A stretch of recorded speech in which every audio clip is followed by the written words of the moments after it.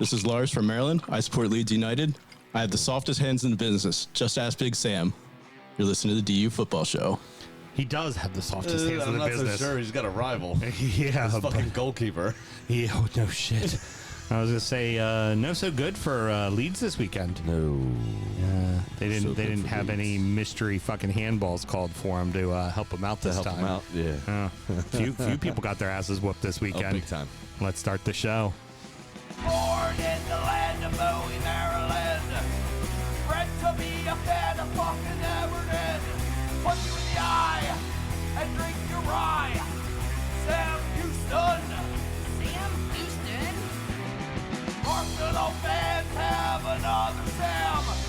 Right day, the fucking Gooner Graham. Stump of a lord.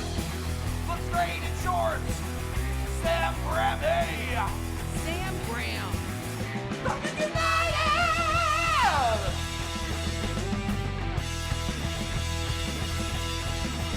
Fucking United!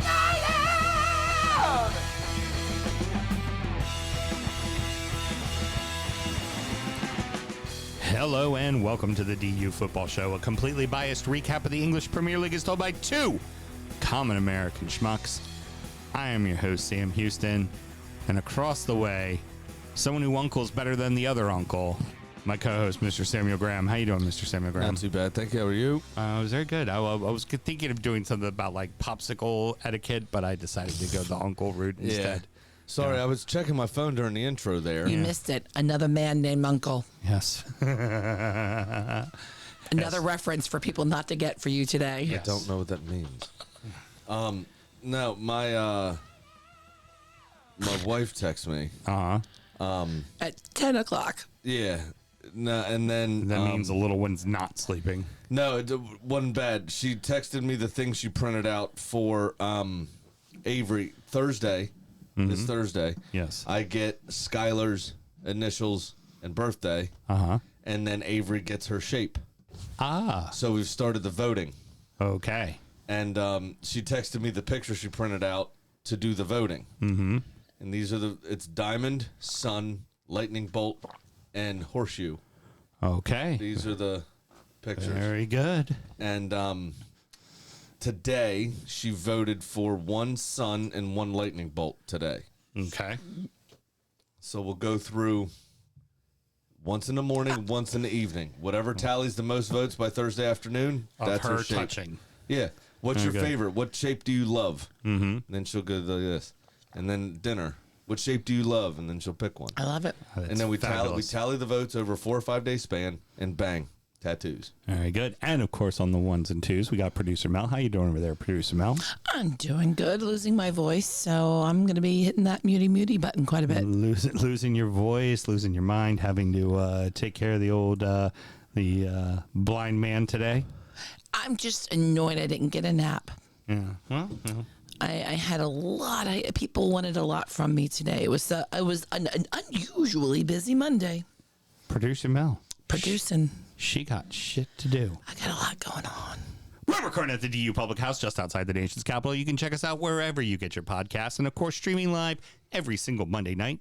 Should you want to chat with us, there's many ways that you can. Mr. Graham, tell the good people how they can get in touch. Absolutely. It's at DU Football Show on all the social medias. DUFootballShow@gmail.com to get in touch via email. Fantastic.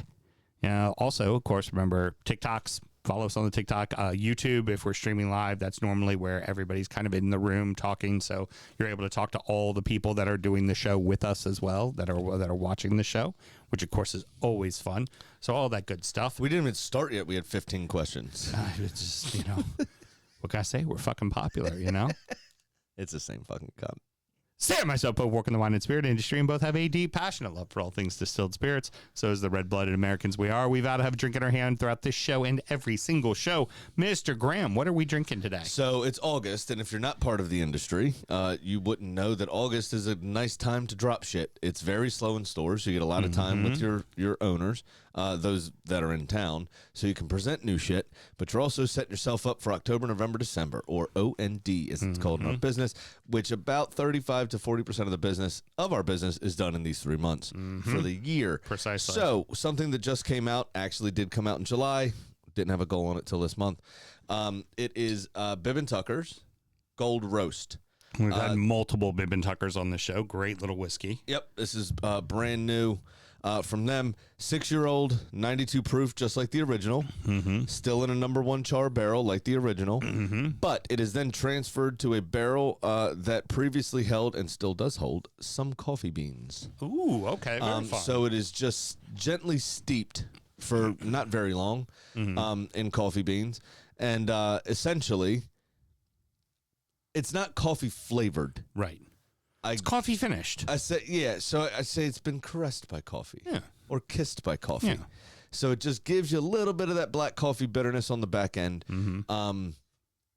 which is a perfect contrast to the sweet bourbon up front. Still gives you a bit of vanilla. It's delightful. I really enjoy it. I have not yet put it into coffee, but it's a great dessert drink. And we were thinking of doing like with chocolate bitters and doing like a coffee Manhattan as the man's answer to the espresso martini. I like that idea quite a bit. Yeah. You know what? It's there. It doesn't kill you. Little dollop of whipped cream on top. Yeah. But and I'm maybe saying, a touch of coffee liqueur to drag the coffee out a little bit more. Yeah. Well, you kind of like how you would be doing, like, say, like a black Manhattan. You use like a black walnut liqueur. You would use a little bit of a coffee liqueur just to enhance the coffee. But this Let's say careful, Leeds are in the league. We can't be talking about black things. It does. The coffee note is there. You can smell it on the nose. You get a little bit of that bitterness on the back. It's not like it tastes like it's espresso bourbon. It does not taste like Correct. But it's there. And it's the coffee is much more pronounced on the nose, to be fair, than it is in the flavor. But it's definitely on the flavor. Mel, what do you think of it? I like it. I was thinking maybe like a little dollop of cream in there, make a little martini just by itself. Oh, that's what you would say. Oh, but yeah, like similar to a White Russian almost. Yeah, that's what I was just thinking. I'm like, ooh, just a little dollop of whipped cream in there. Yeah. Or like a cold foam, or just ice like cream. a real small cold foam. Yeah, Or just right on a top. scoop, a spoon of ice cream. Yeah. That's not a bad shout. Yeah, I don't a mind spoon that. of ice cream. They do that. What was that restaurant you had back in the day that did the slushies? Oh, The yeah. $75 Boss Hog slushies. Right. Snake Hill. They still do it every year. Snake Hill does it. It's for one day. They only do a half a bottle now of the Boss Hog, but they make a slushie, and they're not $75. They're like $20. They're not terribly expensive, but they videotape it so everybody sees they are legitimately putting Boss Hog into a Frosty. Right. And they're fucking great. But yeah, doing something like that with this wouldn't be bad. Yeah. Little frap. Yeah, oh yeah, very much so. Little frap with this. I could do a summer morning like that. And seeing that I haven't had a cigar in over a week and I won't be having one for a couple more weeks, all I'm thinking is, God, this whiskey would go so good with a stick. Man, do I miss not smoking a cigar. All right, what else do we always have to do, Mr. Graham? Always remember to drink responsibly. Good. And please remind me for injury time, there's a little teaser, by the way. Patreon.com/DFootballShow if you want to hear it later on. That's a good whore. I have a brand in my portfolio called The Muff. And I had a very good time presenting that the other day to my territory. Yeah, you did. Imagine so. I presented my muff all over the place, and all the jokes I made were legitimate sentences that meant I was showing you Muff Irish whiskey, so I can't end up in HR. And if you want to hear the rest of them, DU After Dark. Time. Very good. DU After Dark. We open with an early season marquee matchup and an introduction to a new Premier League home, both with the same scoreline. Spurs 2, Man City 0, Everton 2, Brighton 0. Spurs get to spoil the home opener for City. The Spurs love to just be a thorn in the side of City. It's a very strange bogey team to have, in my opinion. But this was Pep's 10th defeat to Spurs since he's been in England. Well, the other part I was going to say, City didn't do themselves any favors. They looked ordinary. Now, granted, Wolves aren't very good, and they were playing a better competitive team, but I would say Wolves' defense is probably more tenacious than Spurs defense. Well, I don't know. You've got Christian Romero and Van der Ven have both been back fit and had full preseason. That's true. That helps a lot. They are very good, and Van der Ven is very fast. And Christian Romero is a hard-nosed motherfucker, right? I mean... But, like, Porro does not like to get back. Porro... No. He plays high. But everybody... What I noticed about Spurs... Because City still had a load of possession. They still had, like, all that kind of stuff. But what I noticed about Spurs was, like, from Richarlison back to Van der Ven, everybody worked their socks off, including Mohamed Kudus, which I don't know that you would say he was known for at West Ham. Not at all known for at West Ham. Richarlison's been known to work hard even when things aren't going his way. And I think what endeared him so much to Everton is that he was a workhorse. But I think he also gets a little bit of a bad rap because his work, like, he's so... I guess, unpretentious, you know, because you think about Brazilians as being flair players, and there's a fair whack of them that do work hard, like Guimaraes, who we'll come on to later on, worked his fucking socks off today. Yeah. Like, a lot of them do work hard and all that kind of stuff, but our impression of Brazilians as being these flair players that do this, that, especially those... It's Ronaldinho. Everybody thinks it's Ronaldinho. Yeah, but especially the ones further up the pitch. Yeah. But he works so hard, sometimes he looks chaotic, and I think that informs a lot of people's opinions about Richarlison. Right. And then you add in the fact that he's very streaky as a goal scorer. So he'll score you 7 or 8 straight games, but then he'll disappear for a little while. 12. And hey, let's face it, the assist, who did it come from on the first goal? Richarlison, right? And Richarlison did a lot of the work on that play, too. You know, Johnson just got himself open on the back post and tapped it away. And then what was it? The second one was... allow me to set that up because we talked about this very specifically last week. I smell a little goalkeepers union coming. Well, we had said... the thing that both of us agreed upon was it's okay if the defense lets him down, right? But what you can't have right now, especially with the talk of where's Ederson going? Are they bringing in Donnarumma? Like, which has now picked up a lot of steam. Right. The one thing that couldn't happen is Trafford make a mistake. Trafford made a mistake.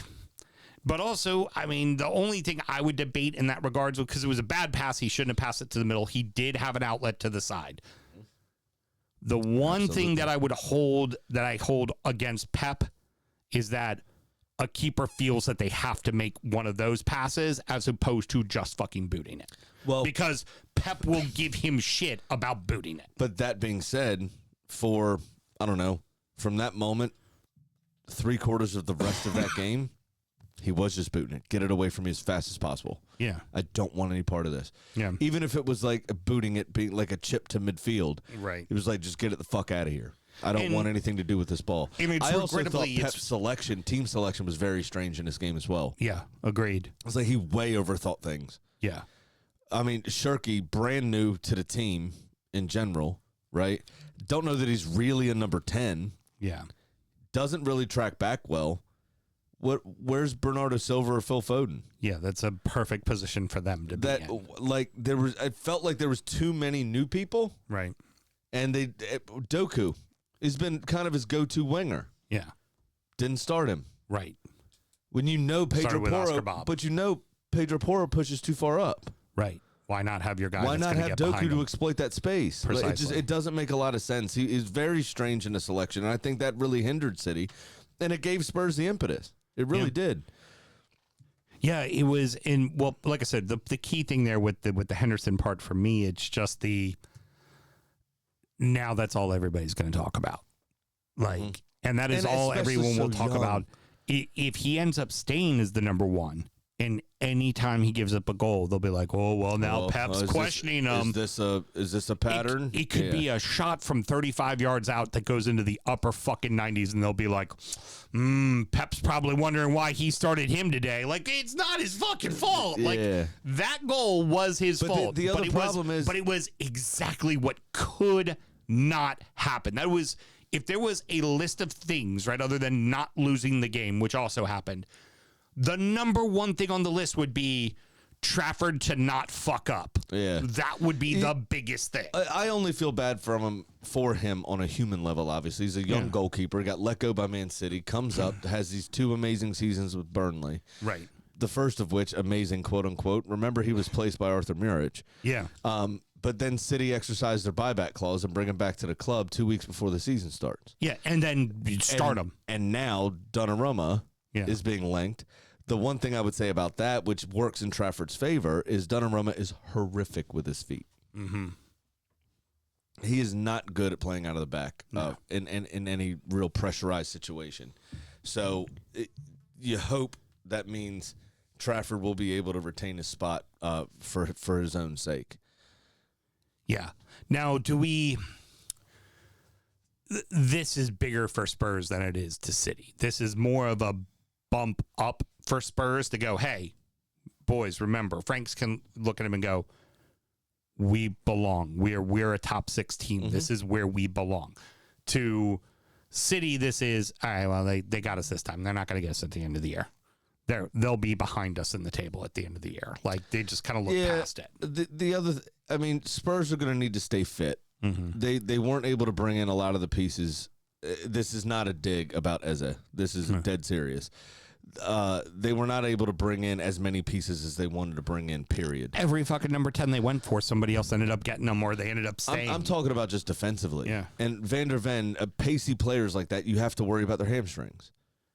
You just do. Mm-hmm. So there's going to be a point where he misses games. Yeah, precisely. It's just going to happen. And I believe Mohamed Kudus plays for an African nation. So in January, he's gone for 4 games. Mm-hmm. Or 4 weeks, rather. Could be an FA Cup in there. Maybe 3 games in the FA Cup game or something like that. But he's going to be gone playing in the African Cup of Nations. So they're going to have to deal with some of those things. Obviously, Christian Romero will pick up a red card at some point, so he'll be suspended. Mm-hmm. And it's how do they deal with that adversity, right? Because they aren't as deep as they could be. Yeah. The window's still open. That could change. Of course. But this was a great, and I think their new manager in Thomas Frank is actively trying to not injure his players versus Ange's policies, which seem to actively try to injure his players. Working in Paulinho, he's going to be massive for them. Mm-hmm. You see, we saw the dominance of City, obviously, 4 out of the last 5 years or whatever it was, and then even the league that Liverpool won, City only lost by 2 points, and they would have been record point totals or whatever, right, kind of thing. But they, Paulinho. Them missing Rodri changed them last year. Mm-hmm. Them missing Rodri to start this season, minus brief cameos. Wolves obviously had their own issues, but this game was screaming out for a Rodri. Right. To settle down the middle of that field. Well, and he did get some minutes at the end, which was key. Well, yeah. But João Paulinho, what I'm saying is Spurs have been crying out for a player like that for many years. Yeah.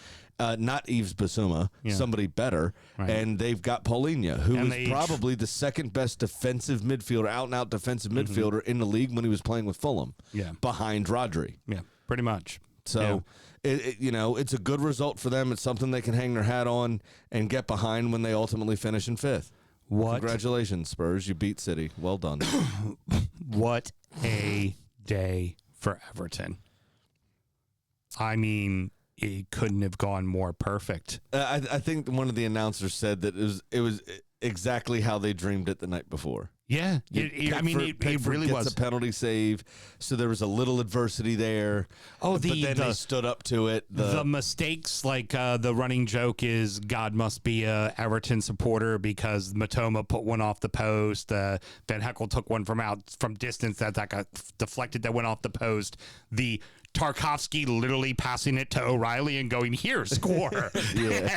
as Pickford made the save, all of it seemingly went well. Grealish was excellent. Well, I'm going to get to him in just a moment because that's going to be the bulk of the conversation here. But people worried about the stadium being loud. Oh no. Oh, that stadium was plenty fucking loud, right? Yeah. It was absolute insanity. And you know what? I was one of those people that was just okay, I'm sure Grealish is going to be good for us, right? I know he's going to offer more than we have, but is this really where we need to be spending our money right now? We really need a right wing. We really need a right back. Sam, no. That's exactly where we should have spent our money. Every fucking time he touched the ball, 2 players went to him, and every single time 2 players went to him, those 2 players were afraid to play him. They either stepped in front of him and he went around him, or they stepped off him and he went in a different direction. Like, if they went at him, they fouled him. Like, it would just... Everybody in the stadium, both teams, all the fans, knew every single time that the ball was going to the left-hand side, and they couldn't fucking stop it. Yeah. They couldn't fucking stop it. One of the points the boys on the Ramble made, and they articulated it better than I could have, but I kind of felt this way watching the game, was at Villa, we loved watching Jack Grealish as this wonder kid, kind of free spirit, fucking driving at players, winning free kicks, scoring free kicks, shooting from distance. You know, he's always worked hard as well. He's always tracked back. Galore. Right. Yeah. But going to City, kind of refining his game a bit, becoming a bit more calm, a bit more tactical, right? But then this performance, you saw the leader. Yeah. You saw the captain. Yeah. You saw the guy that he wasn't the captain. Yeah. But you saw a captain-esque leadership by example performance. You saw the guy that went down to the championship with him and promoted him. While still affecting the game. Yeah. You know what I mean? He was both goals happened because of him. I mean, obviously he was the assist, but the goal, the build up to those plays happened because of him. Did you see the post-match? I did a little, yes. So basically, it was Grealish and Njai together, which Njai also, fucking what a goal that was. Perfect goal. And Grealish is off foot. Providing the assist for that goal, and it was an inch perfect, steamed cross across the face of goal for him to kind of pop in. He's now forever the answer to a trivia question that you're going to get at Everton trivia every time. Yeah, who was the final player at Goodison and the first player to score Bramley Moore? Exactly. Ilian and Njai. And it was Ilian and Njai. But he said basically that Moyes has played them apart in training. They've been playing for opposite teams in training. Right? Okay. So they haven't played much together. And he was like, man, we should really do this more. That was fucking fun. Was essentially the quote. Well, and for Njai, we all knew that Njai had talent, but we also knew that Njai was going to see a lot of the pressure, right? And can Njai do it all by himself? Who's going to help him? Well, now Njai doesn't even have to worry. Njai can just find space, get open. That's where you had, like, I mean, how many goals did Dwight McNeil pop up with at the end of last season, which freed up Njai a bit, and would allow Joel to survive, you know, essentially go on that fantastic run when Moyes took over, because Dwight McNeil was banging. I think he scored in 3 or 4 successive games and had something, ended the season with something like 9 or 10 goals. Yeah, I think it was 7 for the year, but yeah, it was backloaded into that when Moyes took over. And Njai, because of that, was able to express himself a bit, you know, win a couple penalties. You had Beto scoring a few. Like, they were sharing the load enough that they were still able to kind of express themselves. You know, why couldn't Sean Dyche get a tune out of these players? You had a decent squad. Yeah. Right? And now you're seeing the benefits of that. But, you know, it's lovely to see. I'm excited about Jack Grealish there. The world should watch Jack Grealish play football. That's a fun thing to do. He should not be a squad rotation guy at City. Yeah. He needs to be out there expressing himself, and it's awesome. And it's going to free both of them up. Now you have a 3-pronged attack that people are actually fucking worried about. Yeah. And then right behind him, you have Dewsbury Hall just sitting there picking up the passes, distributing, because, I mean, the first goal came from Njai winning the ball, holding on to it, passing it over to Dewsbury Hall, who passed it down the line to Grealish, who then ultimately put it across the middle for Njai to put away. And unluckily for Brighton, they haven't started the season super brightly. Last year, they kind of grew into the season also. Seems like they've started kind of slow. And this was not the game they needed to help build their confidence. No. The stadium was rocking. I told you the best they were going to do was get out of there with a point, because there is a ton of talent in that team. And that team, you know, at the end, Herzl was like, I think we were the better team. You're not wrong. You probably were the better team. But it doesn't mean you're gonna if you don't put the ball in the net, win, right? Yeah. But the stadium was fully behind you. Everything you had going for you. Yeah, it was insane. Now, here's another little fun history fact for you with the save that Jordan Pickford made.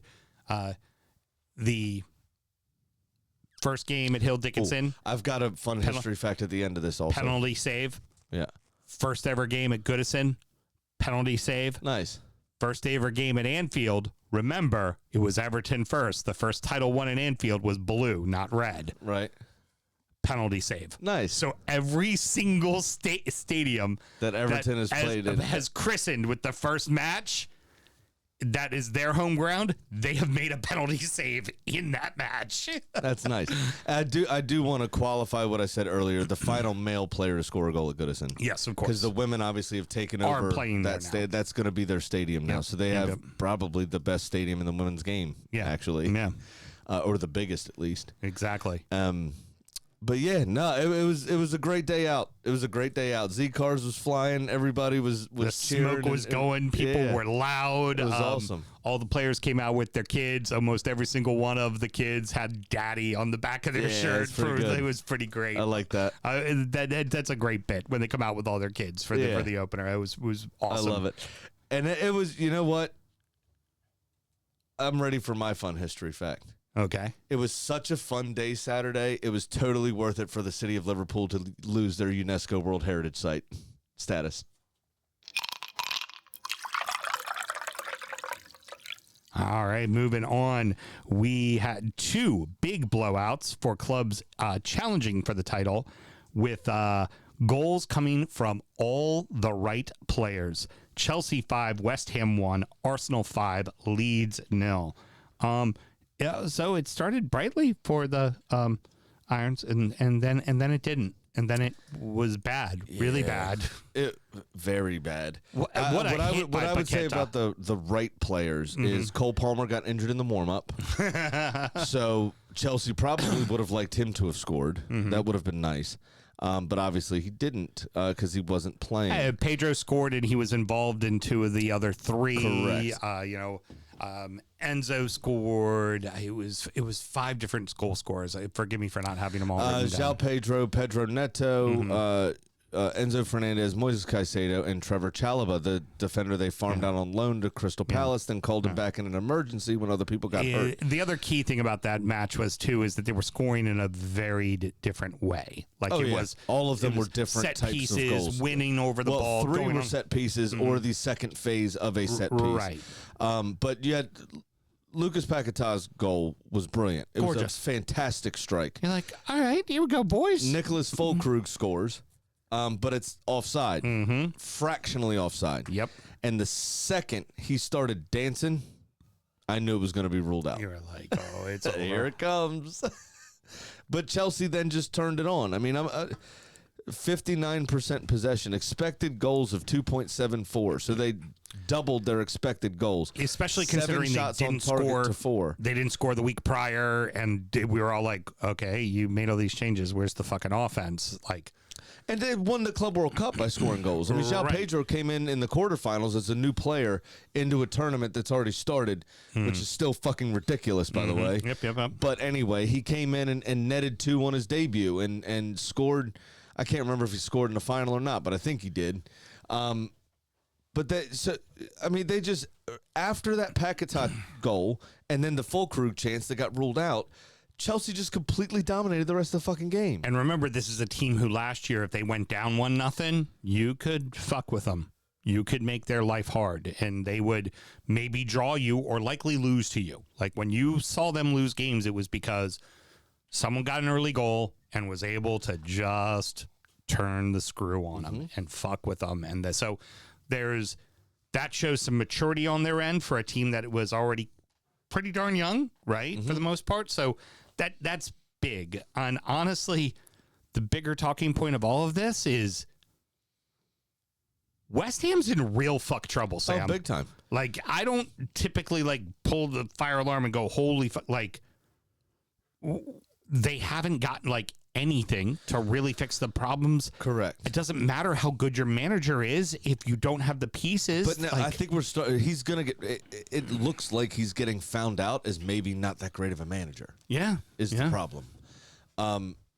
But here, I'm going to mention two other clubs specifically. Starting Hermanson, who was the Leicester keeper from a couple years ago. Starting him over Areola, like, what? It was somebody they went out and sought. He wanted him specifically. Yeah. And like, why aren't you should be playing Areola? So when I'm going to bring in Wolves real quick, not really talk about the game, other than Wolves' performance wasn't very good. And then Brentford, who was another team we were worried about, whose performance was very good, I thought, against Aston Villa. Okay. Now, it didn't really need to be super good. Villa didn't offer much. I was going to say, don't take too much because we pretty much just talked about that game. But after their first week display, much better. Yeah. A coach with no first-team experience. This result from Graham Potter is informing who I'm going to pick to lose his job first. And it's not Vitor Pereira, and it's not whatever fucking goalkeeper coach that took over for Thomas Frank for Brentford anymore. After this weekend is what I'm saying. Graham Potter's losing his job first. It is panic stations. It really is. It really, really is. It is fucking panic stations at West Ham. And I'll tell you, because I picked whoever it was, Nottingham Forest they have next. They're going to start 0-3, and they're going to be at least, -4, 3-0, -7. I have in my bet over 1.5 goals in the game, and I don't think West Ham's scoring one.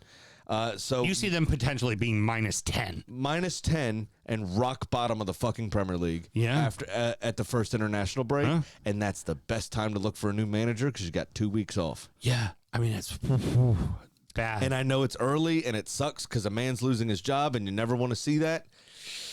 But it is absolute panic stations, especially when 3 of the promoted clubs, all 3, count them, 1, 2, 3, have picked up a win. They've already got a win in 2 games. Yep, they've already got a win under their belt. They've already got 3 points on you. Yeah, that 3 points is going to fucking mean something. And that goal difference is going to mean a lot. Oh, yeah. Big time. And what they may need to do is go find one of the old tread out of, I mean, it won't be Big Sam because Big Sam managed them before, but that type of manager just to fucking keep them alive. Sean Dyche is already being talked about. Yeah. Like Sean Dyche is already being talked about. Just bring them in to keep them the fuck alive. And that's it. It is absolute fucking panic stations there. It's bad. Completely. It's bad, but I got called a dinosaur for liking Moyes there. Yeah.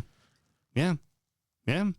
I get ridiculed for thinking that was a good idea. Then he goes to you and does a brilliant job and keeps you up. Actually finished in, 14th last season? Comfortably safe. You also... And then starts off this season like this? Come on. But then you also wonder, maybe at some point, I just know what the fuck I'm talking about. Does going for a trophy like that, because you do extend your pocketbook a little too much at that point to get a team that can do that for these, quote, mid-table clubs... Is the gamble worth it? Is there enough money in it that because it eventually comes back to bite you in the ass? It's not even that. It's the fucking hierarchy that doesn't know what they're doing. It's the ownership group that doesn't know what they're doing. Very true. It's fucking farcical. Because look what Brentford and Brighton have been able to do without winning anything. Right. Yeah, they've been able to stick around. They replace players and then sell them on for a massive profit. Right. What have West Ham not been able to do? That. Yeah. What have they also not been able? What have they been able to do? Ruin striker after striker after striker. Yeah. And absolutely fucking ruin them. Yeah, pretty much. You know what? You're not wrong. Not wrong at all. This game was never in doubt. Leeds and Arsenal. I think men against boys. I think Leeds knew before they even walked on the pitch today's going to be a long day. Especially because we unveiled Eze at the beginning of it. Yeah. I was chatting with Lars offline. He's like, got one of the 3 hardest games that we're going to face all season out of the way. You were chatting with him IRL? Yeah, a little. Yeah. In real life? Yeah, in real life. Yeah. As the kids say? Yeah, he was like, yeah, it's like. You weren't staring at your phone going, hey, chat. Saying at Liverpool, Stupid. at Arsenal, at City. Yeah. Like, those are going to be the ones. And it's like you don't want to give up as many goals as you did, but, Well, we came out of it the worse for wear. That's what I'm going to get to. So it's not to say that you guys weren't without some problems, right? But the big things, obviously, introduce Eze to everybody. Gokares gets you a brace. You score. His song is fantastic. You score 2 off of. Yes, I've heard the song. I've heard. Then you get 2 off of corner kicks as well. Saka gets off the hump, the mark. Gets the goal. So, but all that being said, Odegaard goes out early with a knock. You already have Havertz out, and Saka goes out with a knock. The good part is Nani Madueke start on the left. Saka goes off with the hamstring, left leg, his shooting foot. Not the one he scored with that day, though. Right. That was saved for the fucking red rocket of his right foot. But his favored left foot, which is never good because that's what he's striking the ball with most of the time. You're going to ease them back a bit more than if it was your standing leg. But he's looks like about 4 weeks is the initial thoughts. It's not as bad as initially feared. He was out with the hamstring for 3 months last season, which is everybody held their breath for a second. But when the substitutes came on, Madueke moved over to the right. Trossard came on for Saka. Right. Madueke moved over to the right, and the dip in quality from Saka to Madueke was a little bit more than negligible. Right. He caused them a ton of fucking problems, which was awesome. Trossard looks like he's coming back into the fold because there were some grumblings he wanted to leave, and he put in a transfer request and all that kind of stuff. Everybody else seems quite intense. He seems a bit more laid back to start the season for the few minutes we've seen him. But it looked like he started to care a bit more as his time on the field went on, and I think he's going to be important, obviously. Right. Eza coming in, signed, the trigger was pulled basically because of the Havertz injury. Right. We released him as a 13-year-old. I think they said he was too small or something, whatever. He hadn't his growth spurt yet, and you kind of moved him on. It happens all the time in professional sports. Yeah, of course. He was passed up by 2 other clubs, and he said in an interview that when he was picked up by QPR, basically he was just crying his first few training sessions because of the rejection from his boyhood club. He followed Arsenal as a supporter before he was picked up by their academy. And it feels like one of our own coming home. Right. And we spent a fair whack of cash on him as well. I mean, it's $68 million plus add-ons. But he does exactly what you need because he can play the left and he can play the Odegaard. Yep. And it's like when Wanjeri came in, he played that 10 excellently. And we saw him. He came on against Liverpool last year. Yep. And provided an assist, I think, for the second goal when we tied 2-2 at Anfield. And it's delightful to see the manner in which, obviously, we'll come on to at the end, but you can't talk about it without this context. Gyökeres is going to love what he saw from that Liverpool backline today. Oh, yeah. Oh, yeah. He's going to eat him for... He's Shooter McGavin. I eat pieces of shit like you for breakfast. Yeah. Is what he's good. Exactly. He's sitting there licking his fucking chops. If this was last year, you guys would already be going, Arsenal TV would be going crazy. Oh my God, the title's lost. We're fucked. We're going to get killed by Liverpool next week. It's all over. And you're like, we actually have depth now. You got the pieces. We have real depth. Real depth. I said Madueke was running right on the right. And then fucking Max Dowman comes in, the 15-year-old, second youngest Premier League player ever, wins a fucking penalty. Yep. The best thing I saw online was a tweet that said Gyökeres is a piece of shit for not giving Dowman the penalty he won to become the youngest ever goal scorer in the Premier League. I think it would have been maybe the second, but to get his senior account opened up essentially with the best chance possible. It would have made him the youngest because the youngest happened today, and before that, he who scored the goal today is a week younger than Wayne Rooney was when Wayne Rooney, because Wayne when he Rooney scored for Everton against us. Yeah. David Seaman, underside of the bar. Yep, I remember that. Yeah. But he Basically, the first response was he broke up with his girlfriend to move to Arsenal. You think he gives a fuck about this 15-year-old's penalty? No, he does not care. And at that kid all. will score a goal this season, so it's gonna be fine. Yeah. I'm not terribly concerned about that. The Victor Yorkeresh song though, Mel, you'll appreciate this. I was telling Tegan it's set to the tune of "Push It" by Salt and Pepper. She goes, I said, do you know who they are? Do you know that song? And she goes, oh, I know Salt and Pepper. I said, no, bitch, it's Salt and Pepper, not Pepper. Do you listen to Little John as well, or Little Wayne? She said no. And I said, good, then it's Pepper. Okay, well, go ahead and do the song. Do the song? Yeah, do the song. He comes from Sweden. The girls are very nice. He left his girlfriend to play in red and white. He's scoring goals with a cannon on his chest. His name is Victor Gyökeres. Come on. Rounding out the rest of the league, and so that happened. Give me that. Dude, that's beautiful. That's why I put it. That's why I let you finish I with got it. such a boner right now. We can't call the show. I've got such a boner right now. She's writing it down. I can see it.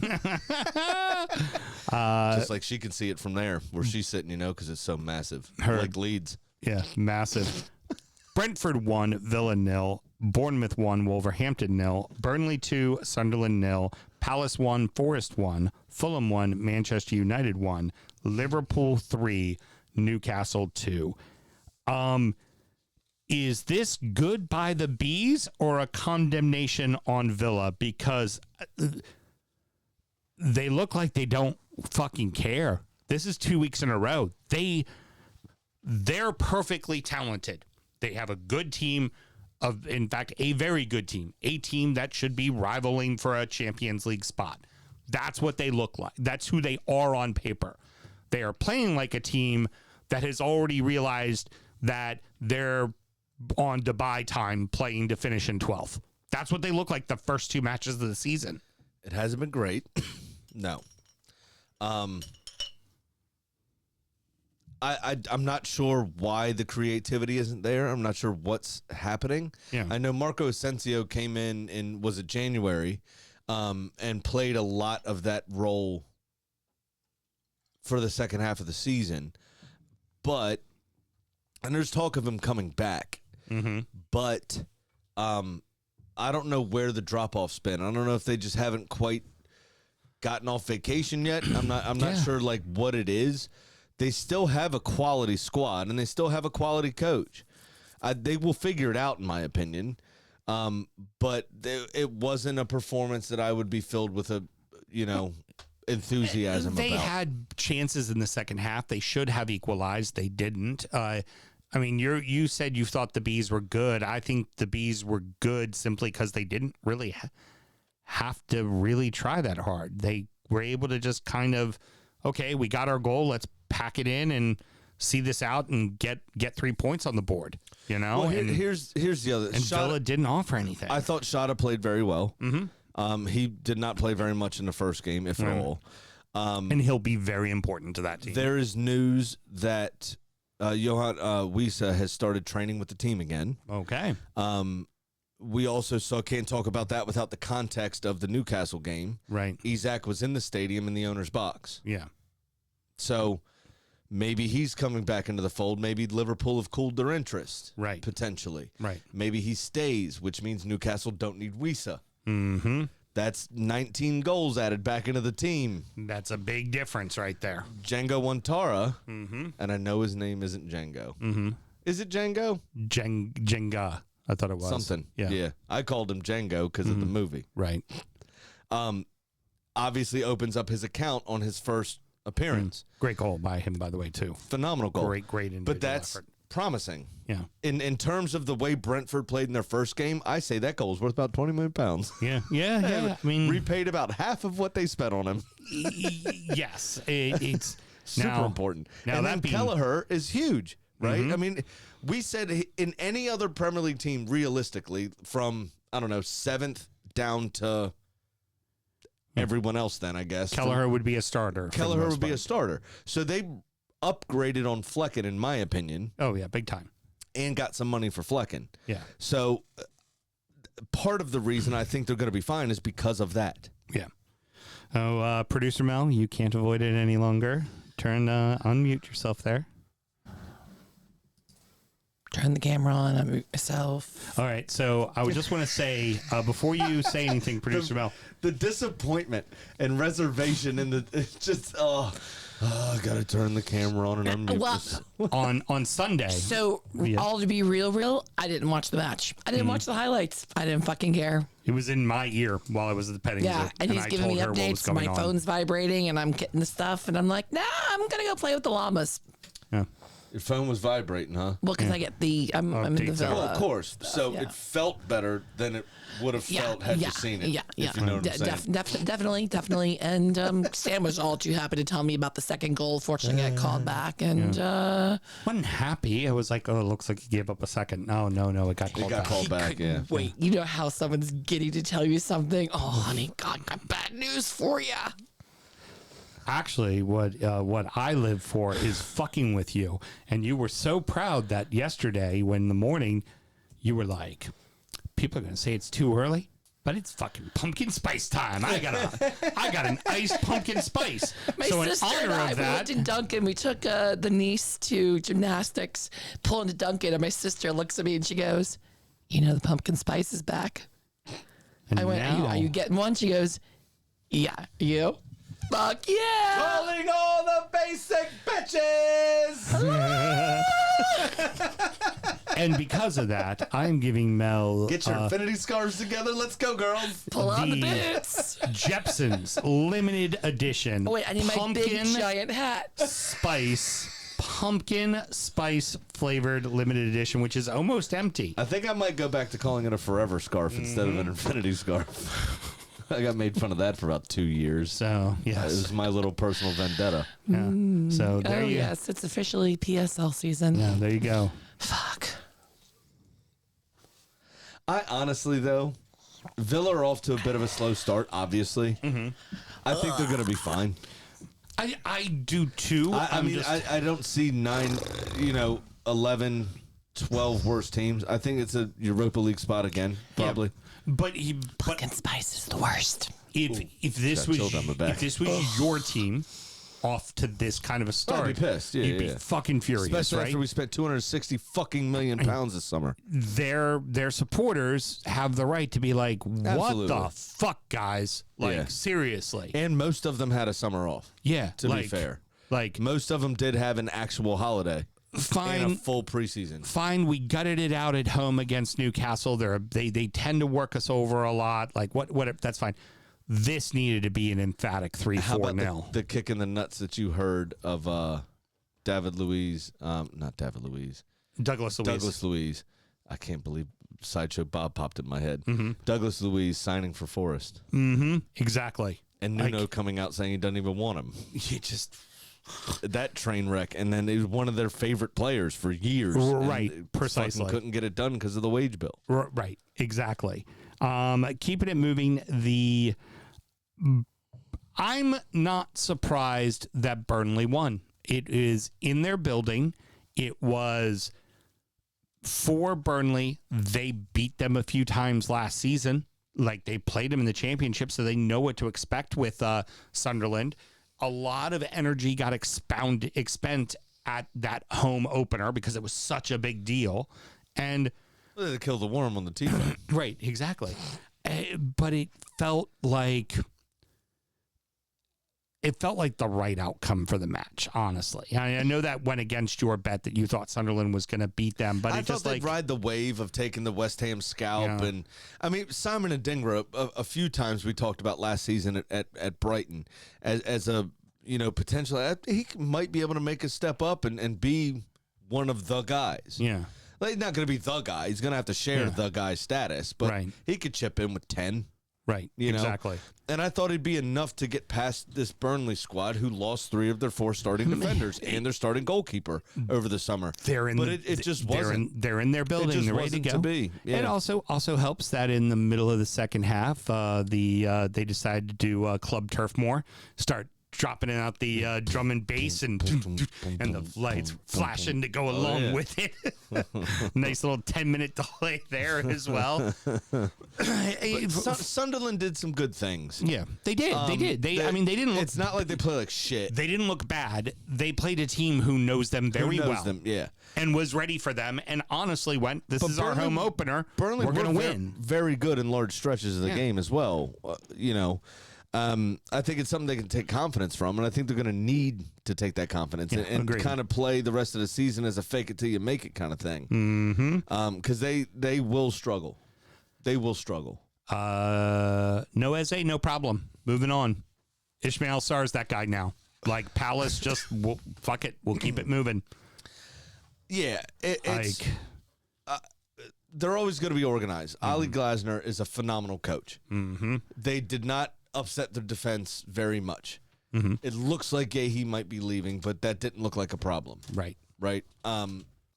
Mitchell, LaCroix, and whoever else it was. Richards had everything. And then Daniel Munoz as well. Yeah, but they almost played that 3 at the back with the wing back situation. Yeah. They're going to struggle for creativity, without Eza. And that was evident in their Conference League playoff win. Right. Only 1-0. I think they only had 2 or 3 chances they missed as well against a team they should be fucking putting the sword to. Right. So that creativity is going to be hard to replace for them.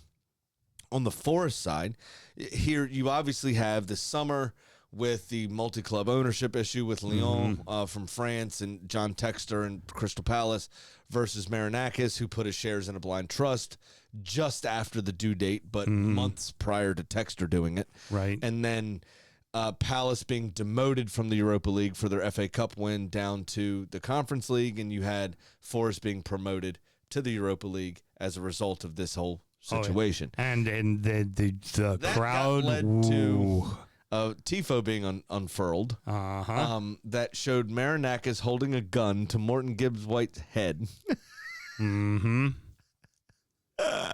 Forcing him to sign a new contract at Forest versus signing for Spurs. Texter dressed up as a clown, like a bunch It's a very well thought out tifo. But also, the Met Police have said that they're going to investigate it. Yeah. I'm not sure what that means. Yeah, I mean, it's a cartoon depiction of a man that has walked onto the field with a gun in Greece. It's true. It's so I'm not sure what is being. Is it libel? What are you being characterizing? What's the thing here? He kind of did do something like that. So but that was for me the best part of the entire game. Was that, other than that, it was kind of a meh game. And Hudson-Odoi scored a good goal. I think it was a fair result, and his goal actually was a lot more difficult than people are letting on to be. That little shift, that little half touch he gives right at the end, gives Dean Henderson no fucking chance at all. Yeah. It was brilliant. But also, again, for Forest, I think we were all kind of, going into the season going, will Forest be okay? Forest going to be all right. And now they've added Douglas Luiz. Yeah, Forest going to be all right. The issue is they may lose Nuno. He's been saying some weird shit in press conferences. Not good. Spatting with Edu and Marinakis. Not good at all. And then this post-match, he kind of played it down a little bit, but he already said some kind of fucked up shit in the 2 pre-games so far this season. So we'll see what happens with that situation, because if they upset that apple cart, you might lose the dressing room. And you never know. You never fucking know. But no, they look like personnel-wise they're going to be fine, and they're going to keep rolling. New season, same old bullshit from Manchester United. Finding new and interesting ways. No, this would have been a loss last season. That's true. Yeah. This would have been a loss last season. And his points-to-game ratio would have been worse. Now, it's still pretty bad. 29 games played, 28 points gathered. I'll just leave that there.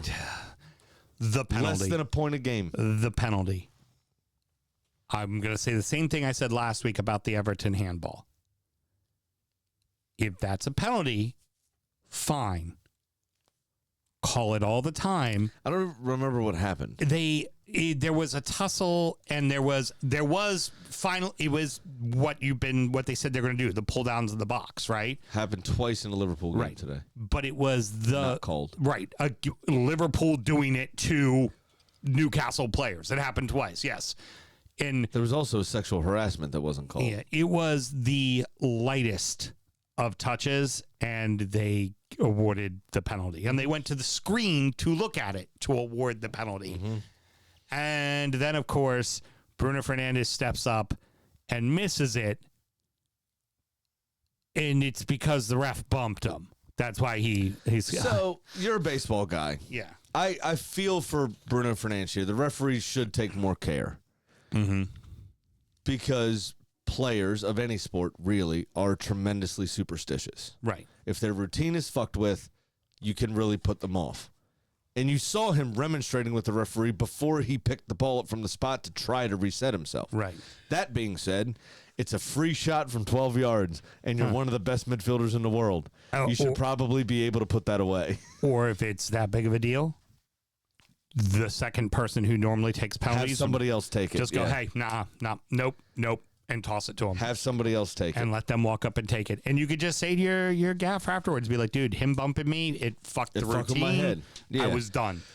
Now, that being said, he said all of that about the ref. I can't believe he touched me, that they put me off, all this kind of stuff.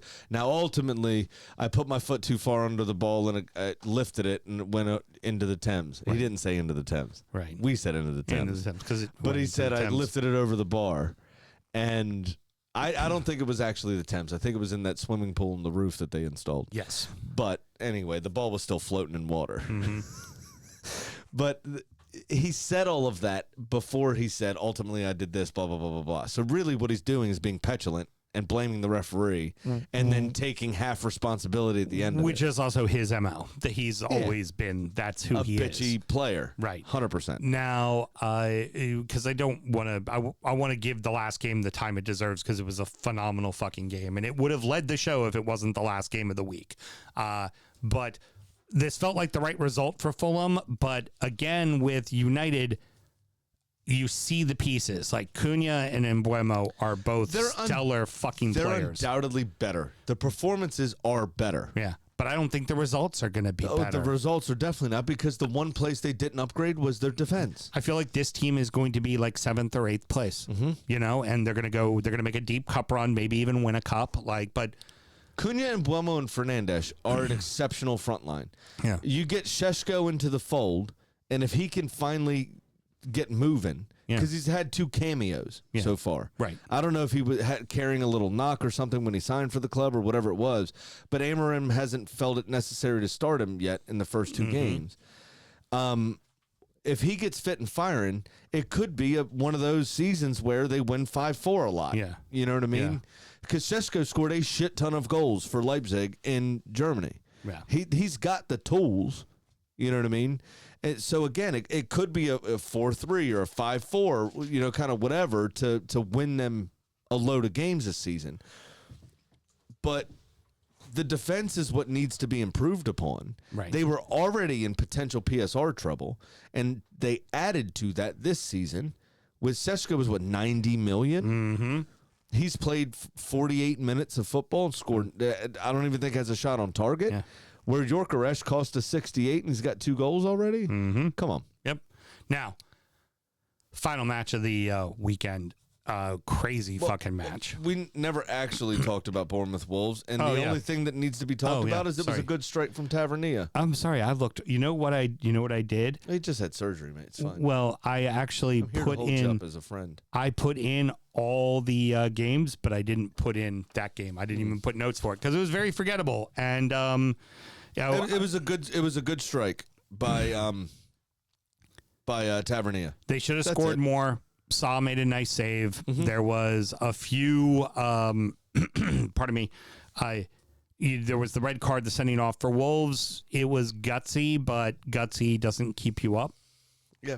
and they now go It's early into days, but I worry for them. their next home game is Everton, and it's a must fucking win for them. They have to beat Everton. I think the same thing with West Ham and with Wolves, that they need to pick up some points before the international break, and I think they're both in trouble. Yeah, I very much agree. But the manner of West Ham's defeats is what leans me towards Potter rather than Pereira. Yeah, well, because the team, even in that 4-0 loss to City, there was hustle, there was strength. Like, there's an argument that can be made that between I can't remember the player's name, but if that motherfucker could stay on side, Andre and then Yao Gomez, their two midfielders, arguably one of the best midfield pairings in all of fucking the Premier League. Like, they're that fucking good, those two guys. But if you don't have any depth and you don't have the pieces around you, it doesn't matter how good two guys in the middle are. How can they affect the game properly? You know what they can do? They can make sure you lose 1-0 instead of 4-0 when you get a red card. That's what they can do. Like, you still fucking lose, right? Meat and potatoes time. Yes.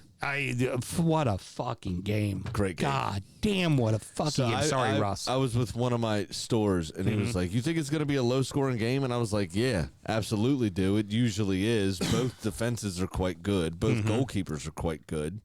I said, I absolutely do. What I can't account for is a challenge like that and a fucking red card. Yeah.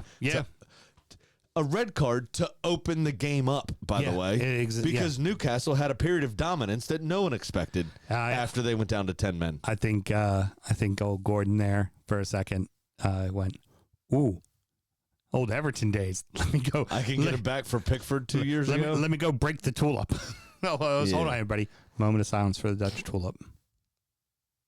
Moment over. I mean, his leg looked like rows of tulips. Oh, yeah. I mean, he got him good. It was showing the referee, and they got it on camera. I mean, he had 3 giant stud marks down the... Undeniably. A horrific tackle. Undeniably a red card. Horrific tackle. What are you doing? And here's the bigger point. So they get the 2 goals. They're up 2-0.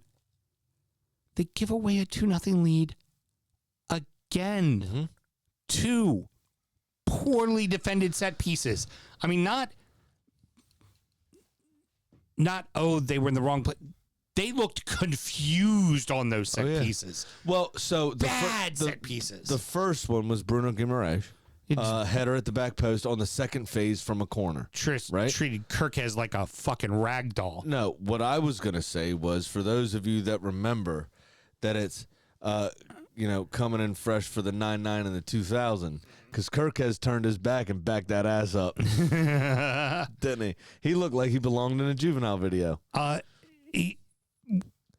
would you turn your back and lose sight of the ball? Right. Like, know where the ball is. Know where the ball is. Stick your ass out on the knees of your opponent who is already over your head. Because he could see the ball. Yeah. That's the key. Yep. He could see the ball. And put it right in the back of the net. And you're looking at some fat bloke in the front row. What are you doing? I'm going to give a little credit to Newcastle with the attitude of fuck it, go for the win. Because if they didn't go for the win, that game finishes 2-2. That third goal doesn't happen. Which would have been beneficial for the rest of football. But they decided to push it. Well, you know what? It's in your building. It's the second game of the fucking season. Why not go for it? No, I'm with you. Why not go for it? They were dominant. And they were crushing with the long throws, Livramento with the long throws, and Dan Burn. They couldn't deal with it, Liverpool. And frankly, it looked like they were going to get a third. It looked like they were going to win. So fuck it, they went for it. I put in 2 bets at the end of that game to cover everything that I had lost today. And it was Newcastle to win, which would have been beneficial to pay me about $50 essentially. Right. And then I had an over 4.5 for $5 to pay me $21. Yeah. And that $21 took care of my gambling for the day, and I ended up breaking even. And you just knew a goal was coming. I didn't know if it was going to be them getting called on the break or if it was going to be Newcastle getting it over the line. But I knew a 5th goal was going to be scored. Yep. And what a fucking goal it was. Newcastle switched off for a moment. I think it was on the right side would have been Livramento, but I think it came shortly after he had a throw, one of his long throws, so he was out of position, and somebody wasn't covering for him. What You don't get any points for it, but you should get an assist. What a dummy from Szoboszlai. Yo, did just the step over, When let that the ball go by him? got played, it dragged Fabian Schär completely across, I think was who was defending him, and opened up, the entire quarter of the pitch for this 16-year-old kid to score his goal. And he took it very, very well. And his name is Rio Gumoa. Academy product, I'm sure, from Liverpool. But his nationality was English when I researched him, so I assume he's Scouse. And they were all singing his name is Rio for like doing to Duran after he scored the goal. What a phenomenal strike it was as well. I mean, Pope had it read. He went the right way. It was just that good of a strike. And of course, leave it to the fucking Reds. After a great week for Everton, of course, they had to figure out a way to take Everton out of the record books, and Rio becomes the youngest goal scorer ever in the Premier League. Sure money. So how'd that perfect bet go for you, Sam? So here we go. Well, City buggered it up, obviously. What's that now? Villa buggered it up for you. So there was multiple things that buggered it up for you. But it was lost on the first game of Saturday, so it doesn't matter. The rest of it's bollocks. We don't bet the first week, so there's 38 games, right? So that's 37, which makes 74. Yeah. 75 straight losses. You fucking rock. You're so good. Yeah. If you can't figure out why it's called Shore Money, that's why. So I'm down $100 for the season. And Sammy, what you got? Both of my road dogs missed. Villa obviously lost, and then of course Forest could only manage a draw. So I am down $100. Big Sam's Lock of the Week. And much like Graham, 0% of the time, it works 100% of the time. This week, I am going to take the following. Both teams to score. It's a parlay, a 2-game parlay of both teams to score and over 2.5 goals. Brighton and City, both teams to score over 2.5 goals. Okay. Liverpool, Arsenal, both teams to score over 2.5 goals. I feel like both of those games are at least 2-1s, if not 3-2s, 2-2s, but not picking any winners, but definitely goals from all four of those clubs and definitely more than 2.5 goals in both of those games. I got you. And if I hit that, that pays me out $278. Nice. So this was a bit more of a straightforward weekend, one of those weeks. So I have a fair few legs here. Okay. A fair few legs. A fair few. 9-way parlay. Almost. Uh-huh. I've got Chelsea to beat Fulham. And now, it's time for our degenerate gambling friend Pat's Pick of the Week. I mishit a button. No, care to comment? This is your time to retort. For all those times you've been a cunt, Sam. Well, you know, if there was a thing, I would have been. Oh, don't start with that. Hey, if Bruno can do it, I can do it too. There's a show title. Just blast it right over the bar. I've got Chelsea to win at home to Fulham, which after their 5-goal thing, I think is going to happen. I've got United to get their first win of the season against Burnley. I don't think they'll have enough to deal with that attacking line. I've got Tottenham or draw with Bournemouth. Because Bournemouth are still pretty fucking organized. I'm not super convinced by Tottenham just yet, but that display against City was fucking good work. Get it the fuck together, Sam. Everton or draw with Wolves. Obvious. Yes. Forest to beat West Ham and over 1.5 goals in the game. Obvious. That feels like a 1-0 to me. I think Chris Wood bags a brace, bud. Not good gambling. And then Arsenal, team goals over 0.5. So they will score against Liverpool. Okay. Period. Terrible with money. Plus 807. Plus 807. All right. Very good. Yeah. Oh. It says 1, 2, 3, 4, 5, 6, 7 legs. Well, that is going to... close. Okay. I'm good. Almost 9-legger. All right. That's going to wrap it up, boys and girls. Mr. Graham, any parting words? Not really. There weren't too many baddies this week. There was a wonderful story, which I will actually get into on the EFL show, that we need to talk about. So make sure you're checking out DU Does EFL in your podcast feed, because Sam and I also follow and talk about the lower leagues. Not as extensively, of course, but there's a very good story about Morecambe. Yep. Morecambe, as they're actually known. If you don't know, we took an affinity to the gorilla that was killed, Harambe, and Morecambe's names are the Shrimps. Shrimps out for Morecambe. Come on. Hell yeah, I motherfucker. think you can figure out the rest from there. All right. And as mentioned, next up is DU Does EFL. And then, of course, Injury Time, where we're going to preview the weekend's action, talk about how the fantasy teams did, and check in on our adopted club while previewing the entire weekend's action as well. Mr. Graham, if you wanted to support our show, how do you go about doing it? It's patreon.com/DU Football Show. Sign up to that $5 tier.